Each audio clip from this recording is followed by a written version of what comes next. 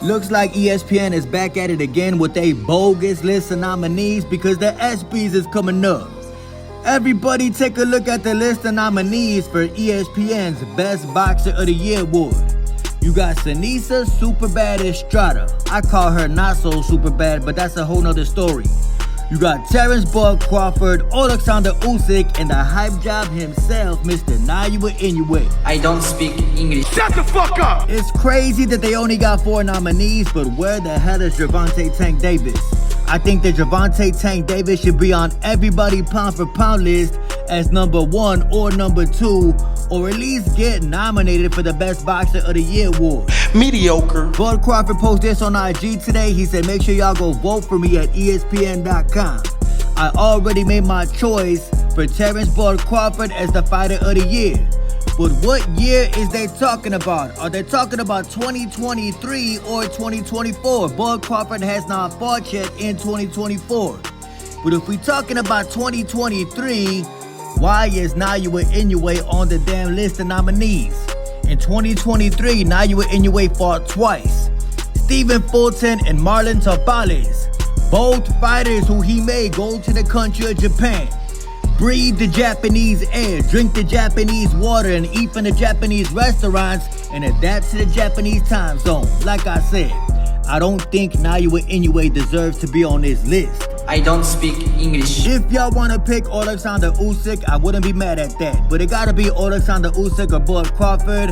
I don't see any other nominee on this list worthy of winning Fighter of the Year, especially Naoya Inoue. I don't speak English. I don't speak English. I don't speak English. And as we all know, it is Shakur Stevenson fight week. What does that mean? I'ma tell y'all.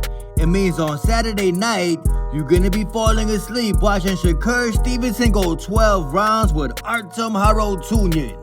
Do y'all remember in Shakur Stevenson's last fight versus Edwin De Los Santos, this dude right here?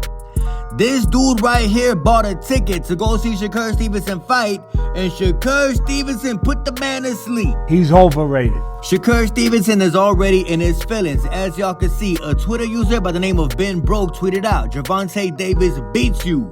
Shakur Stevenson said, get up off your knees. July 6th, tune in. Hey, yo, Shakur Stevenson, ain't nobody gonna tune into your fight, bro, unless they trying to go to sleep early. Fuck the Haney! But Shakur Stevenson did an interview on Blood, Sweat, and Tears, or whatever that episode is called on Top Rank, and he tried to explain that horrible performance against Edwin De Los Santos. Shakur tried to say he had an injured hand. I do not believe the man. When Gervonta Davis fought Isaac Pitbull Cruz, Gervonta injured his hand in about the 6th round. And what did Gervonta Tank Davis do against a pressure fighter like Isaac Pitbull Cruz? He outboxed Pitbull Cruz with only one hand. Pitbull Cruz is a way better fighter than Edwin De Los Santos. Gervonta Davis made that fight look easy. Shakur Stevenson claimed he had an injured hand, and the man ran all 12 rounds. There is a big difference between Gervonta Davis and Shakur Stevenson, the crybaby. On top of that, in the sport of boxing, there is what you call quality of opposition. And who is Shakur Stevenson's opposition on Saturday? Somebody who Frank Martin already beat. As y'all know, Gervonta Davis just knocked out Frank Martin. So what is the significance of Shakur Stevenson fighting Artem Harotunyan on Saturday? Let me tell y'all, there is no significance. Shakur Stevenson is a horrible fighter in my opinion. Bum ass nigga. And speaking of Shakur Stevenson, apparently Shakur Stevenson's cousin got a robbery decision in the amateurs recently. I don't know when this was, but somebody just sent it to me. As y'all can see, Shakur Stevenson's cousin, I think his name is Zay Quinn, whatever his name is, he got cracked by a right hand, and as y'all can see, the man got a glass jaw. The man was rocked all around that ring, and I think he lost that fight. But as y'all know, if you related to Shakur Stevenson, you're gonna get the robbery decision. I don't care what y'all say. This is my opinion, not y'all opinion. Shakur Stevenson's cousin lost that fight. I know Southpaw TV. I know you know Southpaw TV. Want to know who else knows Southpaw TV? Every single Devin Haney fan on this planet. Speaking of Devin Haney, Jorge Linares, the man who cracked Devin Haney, proving that Devin Haney got a glass jaw, did an interview. The man said, Devin Haney, I honestly think he should come down. He needs to come down to 135 for the best. So many boxers at 140 punch harder than him, and he don't got a chin. Ryan Garcia got a better chin and a better punch. Haney don't have a chin, and Haney don't have a punch. Tank hit that nigga. Boom! Jorge Linares doubled down, making it very clear what he think about Devin Haney. But when you really think about it, Devin Haney's best days were at 135. If Devin Haney was smart, he would come back down to 135 and try to make some money fighting Gervonta Tank Davis. It's only one problem. Devin Haney was so used to being a weight bully his whole career, I don't think he could ever make 135 again. But when you really think about it, Devin Haney's in trouble from now until the end of his career.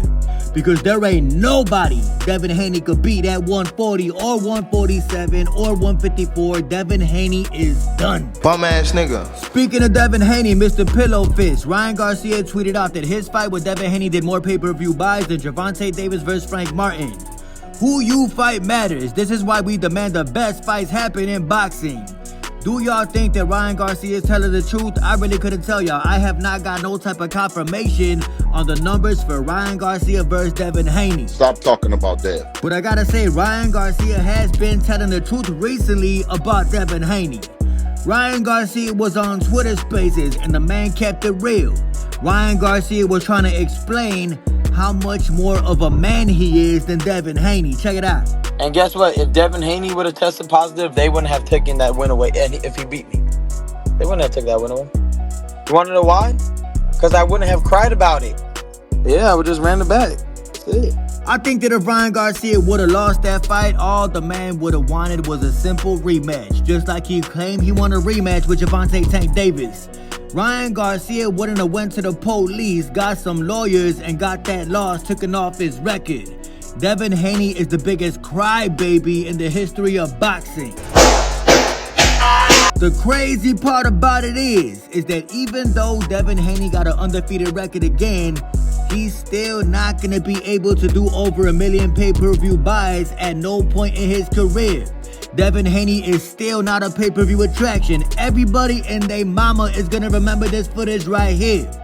Every single promoter in the game is going to remember what happened April 20th, 2024. Let me repeat that. No matter what Devin Haney does from this point on, we always going to remember April 20th, 2024, when Devin Haney got beat the hell up around that boxing ring. Greatest day in my life, I'm telling y'all. Bum ass nigga.